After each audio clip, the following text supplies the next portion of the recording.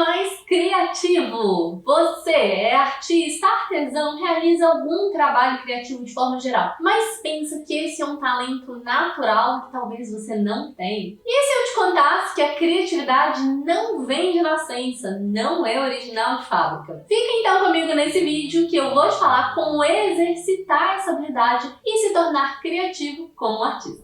Olá! Se você ainda não me conhece, antes de mais nada, deixa eu me apresentar. Eu sou Ana Rocha, sou mestre em arte sacra e professora de pintura e de escultura na Escola de Arte Sacra de Florença, aqui na Itália. Eu sou artista plástica há mais de 20 anos e professora há quase 10. E esse é o meu canal, onde a gente discute a teoria e a prática do universo sacro em toda a sua riqueza de significados. Parte do conteúdo que eu trago nesse vídeo aqui é, óbvio, fruto da minha experiência de mais de 2 décadas, então, de prática. Eu, particularmente, me considero uma pessoa muito criativa. Mas eu tenho que admitir que o que eu vou falar aqui não é só fruto, então, da minha própria experiência, do meu pensamento, da minha opinião, mas é também embasado em um livro. O livro em questão é Roube como um Artista, de Austin Kleon. É um livro que eu indico para todos os meus alunos, que eu presentei aos meus amigos, que eu mesma já li mais de uma vez e que eu indico para você, caso você goste do que eu vou falar aqui nesse vídeo. É um livro bem fácil de encontrar, baratinho, de uma leitura muito gostosa e que eu acho que tem que estar na cabeceira de todo artista. Aqui no canal, recentemente, a gente colocou um vídeo sobre cópia na arte e eu expliquei ali qual é a diferença entre a cópia e a inspiração. E falei também como é importante para todo artista alimentar a própria criatividade, exatamente para evitar ao máximo esse processo de cópia de outra produção, de outro artista. O que acontece é que existe, de forma geral, uma ideia errada em relação ao que é a criatividade, o que é a inspiração. Quase todo mundo tem essas duas coisas como se fossem algo mágico, um sopro divino que seu anjo da guarda sopra ali, ó, no seu ouvido, te dando uma ideia completamente inovadora. Ou, por exemplo, um talento de nascença, uma pessoa que já nasceu criativa e que é criativa a vida inteira. E é exatamente por esse motivo que tanta gente não se considera criativa, porque simplesmente não sente nada disso, não ouve ali a voz do anjo da guarda falando no ouvido. Mas aqui eu vou te falar um segredo. Ninguém sente, ninguém passa por isso. A verdade é que a criatividade é simplesmente uma habilidade, e como toda habilidade, ela pode ser praticada e desenvolvida. O livro que eu falei aqui no começo apresenta 10 conselhos em 10 capítulos, então, de como desenvolver essa criatividade. Mas eu vou trazer aqui os principais pontos e também aqueles que batem mais com a minha própria experiência, com o que funciona para mim e vejo que funciona também nos meus alunos. O primeiro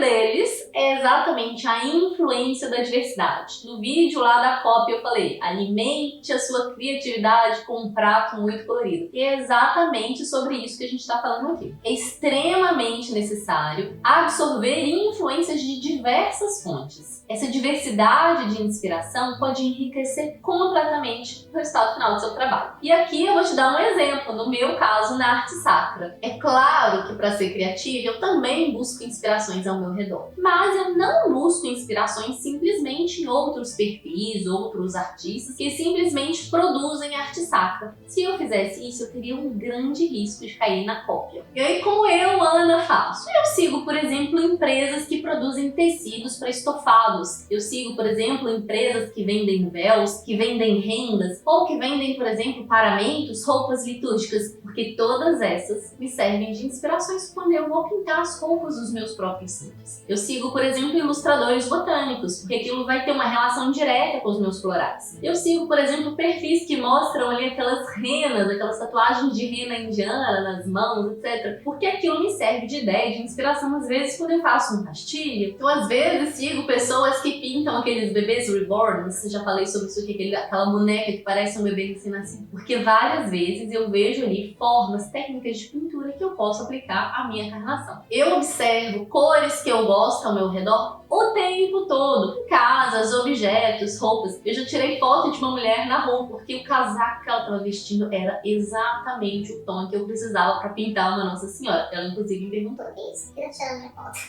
Ou seja, existe um mundo de referências indiretas que não tem nada a ver com arte sacra, mas que eu uso o tempo todo para buscar inspiração para o meu trabalho. Seja um colecionador dessas referências. Tire fotos, anote as ideias, porque mais cedo ou mais tarde elas elas podem se ver. O segundo ponto que o livro aborda e que eu vou falar aqui é exatamente a questão do roubo. O livro se chama, inclusive, né, Roube como um Artista. Mas ele vai falar sobre como roubar de forma ética, ou seja, não é a partir da cópia descarada que a gente já conversou aqui, tá bom? Tem, inclusive, uma passagem bíblica que fala: não existe nada de novo sob o sol. E é exatamente sobre isso que a gente está falando aqui. Você não precisa ser único e original o tempo todo. Você não precisa reinventar a roda. Você pode e deve se inspirar, digamos assim, e dar continuidade a coisas que já existem e que já funcionam. Nós somos sempre o resultado, a soma de várias partes que nos compõem. Nós somos frutos do meio. E isso é normal. É assim que funciona para todo mundo. E a arte também é feita assim. Inclusive, geneticamente, por exemplo, você é único, mas não é original. Você é exatamente o reflexo de todos os antepassados que contribuíram aí geneticamente para que você fosse essa pessoa que você é hoje. E na arte o processo vai ser muito parecido. Tudo que surge de novo carrega em si um pouco do passado, um pouco daquilo que é velho, daquilo que é tradição e daquilo que já foi feito. Aqui eu posso te dar um ótimo exemplo artístico. Leonardo da Vinci, o pintor famoso, todo mundo conhece, é considerado responsável por criar uma coisa que se chama perspectiva atmosférica. O que é isso? Sabe quando nos quadros a gente tem ali, por exemplo, a pintura das montanhas, e a montanha, quanto mais longe ela vai ficando, mais ela vai ficando azulada? Exatamente como a gente vê na vida real, né? A montanha vai ficando azulada porque existe ar entre a gente e a montanha que está mais longe. Isso dá uma sensação de distância. Leonardo da Vinci é considerado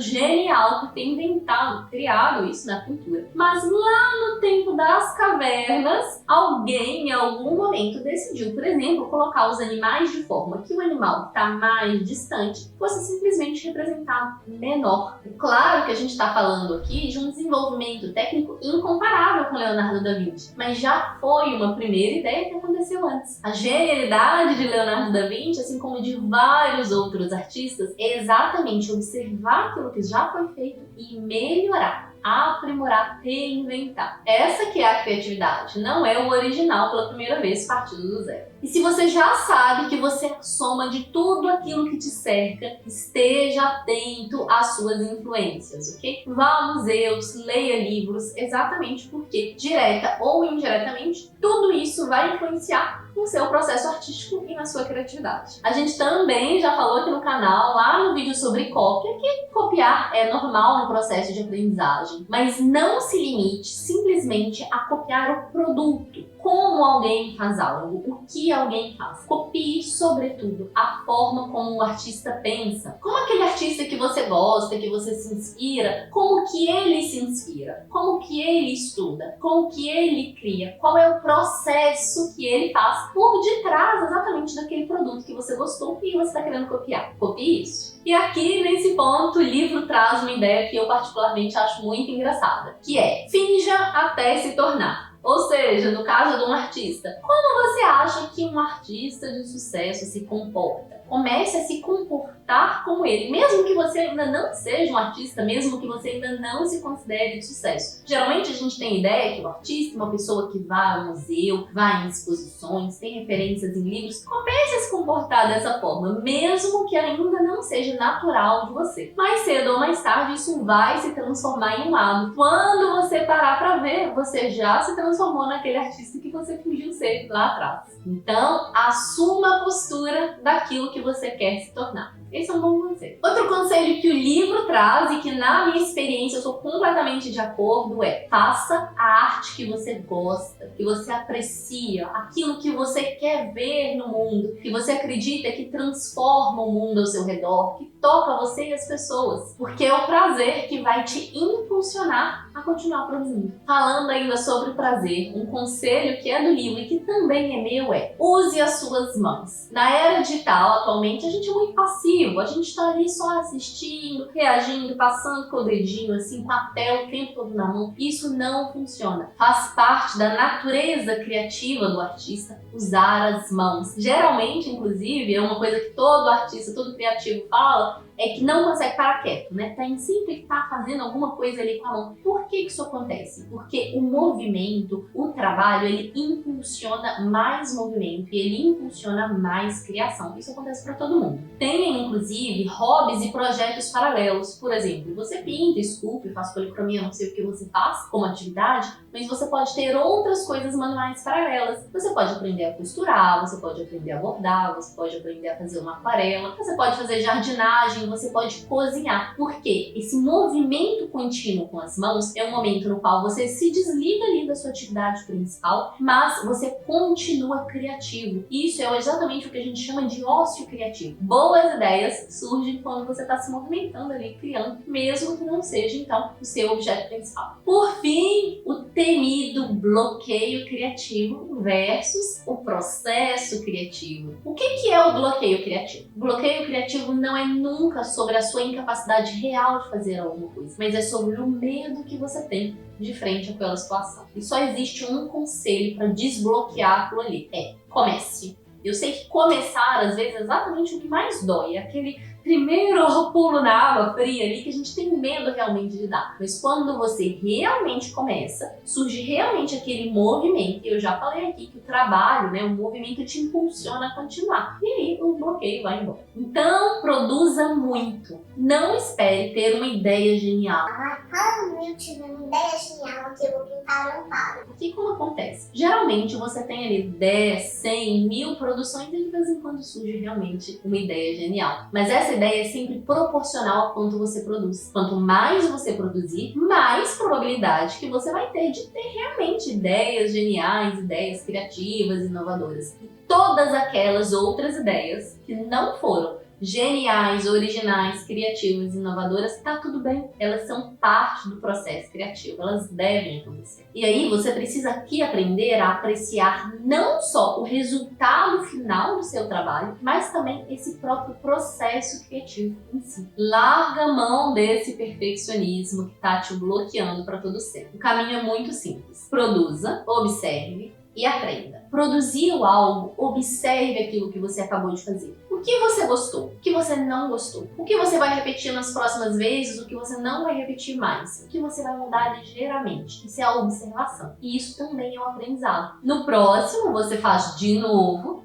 E aí você faz melhor. Tem inclusive um filósofo que eu gosto muito que fala da questão do erro na vida. Ele fala, errar sempre, errar melhor. Ou seja, cada vez que a gente erra, a gente aprende com aquele livro. Bom, a gente pode dizer que o livro fala por si só e eu espero que você leia. Inclusive, porque como eu já disse, tem muitas outras dicas que eu não apresentei aqui. Mas se eu tivesse que acrescentar alguma coisa a mais da minha própria experiência, seria concentre-se em você. A gente vive num mundo onde tudo é estímulo o tempo todo, tudo é muito rápido, tudo é muito vídeo, tela, imagem, etc. A gente tá o tempo todo com o celular na mão. Se desligue às vezes. Olha a paisagem do lado de fora do ônibus, do carro. Sente num parque, olha a vida acontecer ao seu redor. Concentre-se sobre o que está acontecendo dentro da sua cabeça, dentro das suas ideias, dentro da sua inspiração. Porque muitas vezes a gente não se ouve. E isso é um aspecto fundamental para realmente ter, então, talvez, a abertura para aquela inspiração, aquele sopro divino que você está esperando há muito tempo. Que provavelmente está aí já dentro de você. Gostou desse vídeo? Fez sentido para você? Já sabe. Dá um like e se inscreve no canal. Assim você vai receber uma notificação sempre que tiver um vídeo novo por aqui. Além disso, siga o Ateliê no Instagram, onde todo dia a gente tem dicas tanto teóricas quanto práticas do universo artístico. Arrivederci! Por hoje é só